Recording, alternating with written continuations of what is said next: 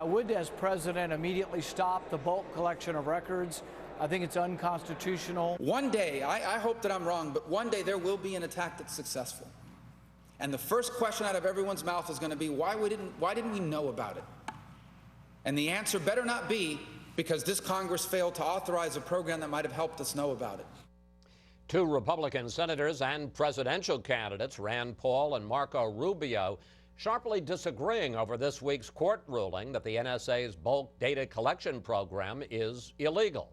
And we're back now with the panel. We got a lot of briefings here in Washington, but Brit, as I mentioned with Chairman McCall, I thought the briefing this week from Jim Comey, the FBI director, was about as alarming as anything I've heard recently. Hundreds, maybe thousands of these homegrown terrorists all around the country being sent to encrypted websites that the FBI can't penetrate. Right, responsive to ISIS. Yeah, right. Pretty scary. Well, I mean, think about this for a minute, Chris. One of the premises of the administration's approach to ISIS has been that they don't really pose a threat to the U.S. homeland. And remember back in the early days of the Bush administration's efforts post 9/11, the idea was we would send forces and do whatever else it took so we could fight them over there instead of having to fight them here. Well, now this changes that. This changes that equation back to where it once was. If we have a spate of successful terrorist attacks by homegrown terrorists inspired by ISIS, I think the administration's strategy on this goes out the window. Rand Paul's comments, I think, will damage him. And we're back to a whole different way of looking at this terrorist threat. That's what this, it seems to me, portends. Which means we got to fight them here as well as over there. Well, maybe we have to take them out over there so they're not over there to inspire them here by remote control through social media. That's what's so frightening about it. And Lisa, you could see in the very different reactions there from Rand Paul and Marco Rubio, this is going to be a big issue in the presidential campaign, isn't it? Oh, it's certainly something that's going to be aired out in the series of debates we're going to watch over, within the Republican primary over the next couple of months. But I think the party has swung. There was a period where it felt like the energy in the Republican Party might have been more on the anti-interventionist side. Now it definitely feels like it's a competition for who can be tougher on issues of national security and foreign policy. That's something we saw this weekend in South Carolina. So I wouldn't be surprised if we see Republican candidates begin to link the sense of economic anxiety, concern about, people don't feel confident in their financial situation with this growing unrest and uncomfortableness with national security and this idea that these, homegrown terrorists and all this lone wolf kind of stuff that I think is freaking people out. We asked you for questions for the panel, and we got this debate. Sharply different reactions on Facebook. John Ferguson writes, I say let the NSA do their jobs, and if that means listening to my phone conversations, so be it. If you have done nothing wrong, then you have nothing to worry about. But Jack Abatiello sent this, there should be no bulk data collection. The law should be passed that requires the NSA to go to a judge to get permission to target specific individuals. Michael, how do you answer Jack and John on that? Well, the truth is right in between those two, and the Congress will debate that in the next couple of weeks and month and figure it out. But it's one question in a much broader context, and Brit hit the nail right on the head. The Heritage Foundation's been tracking terrorist attacks or terrorist plots against the United States since 9/11. There have been 68 of them in those 14 years, which comes out to just under 5 per year. In the first 4.5 months of this year alone, there have been 6. The world is getting more dangerous. It's the failed foreign policy of President Obama. It's the weakness that we're projecting abroad. And that's the context in which this one question goes on. And Brit is exactly right. We need to destroy al-Qaeda, destroy ISIS abroad so that they're not attractive to people who are here. And that's the foreign policy that really has been reversed in the last couple of years. But on this question of bulk data collection, the NSA program, do you favor that or not favor it? Do you think it needs to be handled by the government? Do you think there need to be restrictions so that the records are kept by, because there's going to be a big debate in Congress over the next few weeks because Section 215 of the Patriot Act is up for renewal. Should the records be held by telephone companies? Right. Well, and it's a tough question to answer, frankly, because of the overclassification of data in our federal government. Those of us who don't have security clearances don't know the answers to the question of, I know for a fact that I want the FBI to have the information to go call the police department in Texas and say there's something that might happen at an event you're holding, keep a lookout for this guy. I don't have the information as somebody without a top secret clearance to be able to figure out exactly how important some of these different programs are. And so I think we have to look at how do we as citizens of a republic have the debate about security and privacy in these areas where it's very difficult to get access to information. Chuck, you're our court watcher.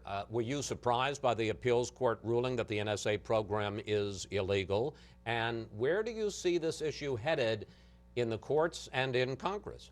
Well, I wasn't particularly surprised by the ruling at all, because I think it's long been thought by, including some of the authors, Jim Sensenbrenner on the House side being the outstanding example of the Patriot Act, that the NSA, authorized by the secret FISA court, was exceeding the intended statutory authority that the Congress gave them under the Patriot Act by collecting this bulk data.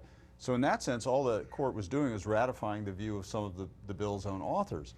What its effect was, and the answer to the second part of your question, is to isolate Mitch McConnell.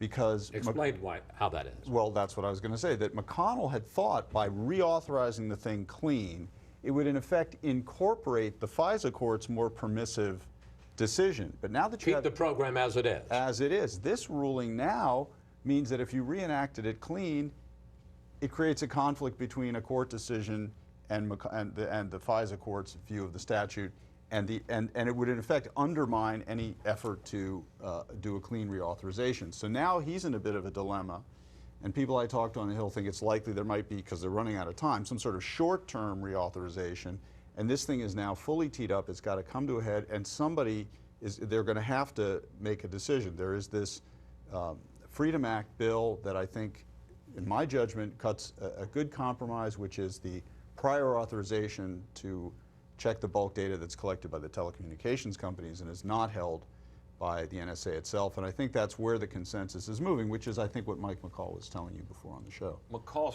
seemed to suggest that as a practical matter, you could get at this data and do these analyses just as well with the data being held by the telecom companies.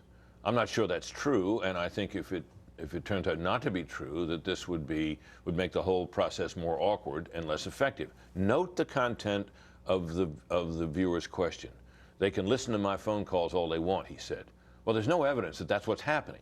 This is all about these giant reams of phone numbers reflecting phone calls, and they are searching them with computers to see if they find a match that suggests some terrorist connection. Let me just interrupt for a second. What they're finding out is my number called your number, and we spoke for 10 minutes, but there's nothing about what the content of the phone call. Right? Well, and all I'm saying is that's probably been a useful tool for the NSA, and I don't want anybody listening in on my phone calls.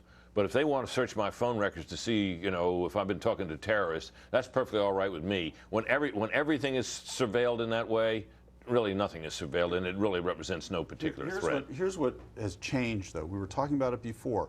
We have this sort of amorphous movement of ISIS, which is sort of generally inspired by messages that are out there on the internet. It's a completely different model of international terrorism from Al-Qaeda, which was the controlled agent model, where a plot was developed in the center and they directed agents out here in our country.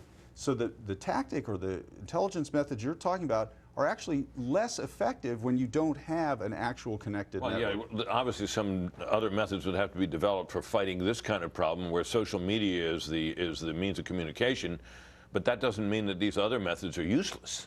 And Michael, what is so interesting, and it's what I was talking about with Chairman McCall, you see France, which obviously has had these terrible attacks this year, especially the Charlie Hebdo magazine, where I don't know how many people were killed, and there, the French Parliament, the lower house, just passed a much more sweeping than anything we do, where the intelligence agencies would be able to tap phones, listen to the content, read emails, read the content, without even having to go to a judge. No, that's exactly right. And look, terrorist attack focused the mind. We saw that right after 9/11, and that's why it's important for any of us who care about privacy and want that to be part of the equation. We have to figure this out now, not waiting for the attacks. And the biggest piece of that puzzle is making sure that ISIS is not attractive to people here at home, people in France, because we've taken the fight to them in the Middle East. We've embarrassed them by destroying them in the Middle East where they are. All right. Thank you, panel. See you next week.